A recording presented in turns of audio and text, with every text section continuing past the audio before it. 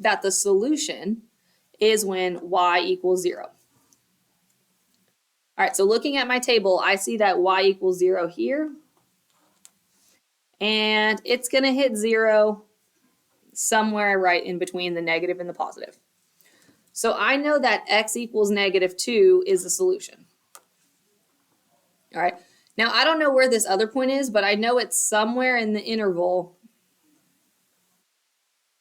from 0 to 1. All right, somewhere from 0 to 1, it's going to hit 0 again because it's going from negative to positive. So it's got to hit 0 somewhere between there.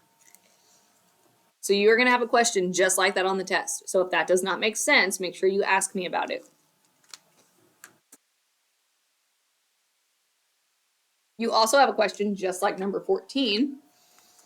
It says determine the possible number of solutions that may occur when solving a system consisting of one linear equation and one quadratic.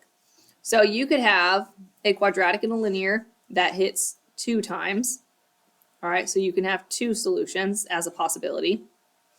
You can have a linear and a quadratic hitting 1 time, so 1 solution. Or you could have a linear and a quadratic hitting 0 times, 0 solutions, or no solutions. All right, but those are the only 3 options. You either are going to have 2 answers, 1 answer, or no answers. All right, 15 and 16, it says solve using substitution. I don't actually care if you use substitution. You can use the calculator. So to type this in, this one's ready to go. That one I'm going to type in x squared minus x minus 12. This one, though, I need to get y by itself. So I'm going to minus 5x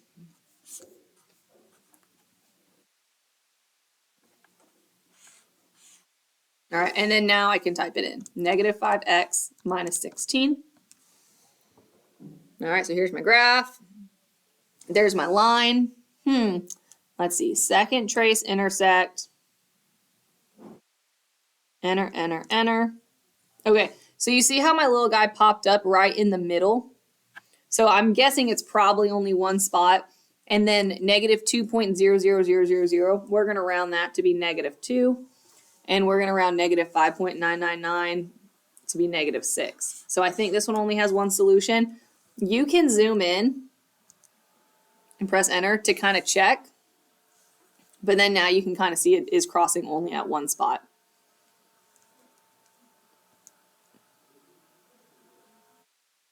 Yeah, that's only crossing at one spot.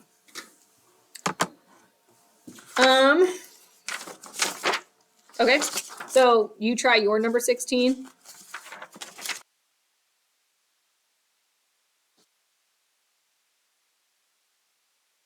All right, on 15 here, we're going to solve by graphing. All right, graph this in the calculator. So I'm going to graph negative parentheses x plus 3 squared plus 5. And I'm going to type negative x minus 4. All right, so we are intersecting at 2 points. So second trace intersect, enter, enter, enter. One of my points, okay. So I'm glad both of these popped up. If you get this E, it doesn't mean you got it wrong. That means 0. And if you look at where your little dot is, it is right here where x is 0. So 0, -4 is one of my answers. So don't freak out if you got the E. Doesn't mean you did anything wrong. It's just 0. All right, now I'm going to do it again. Second trace intersect. Move it toward the other one. And I got -5, 1. So 1, 2, 3, 4. -5, 1.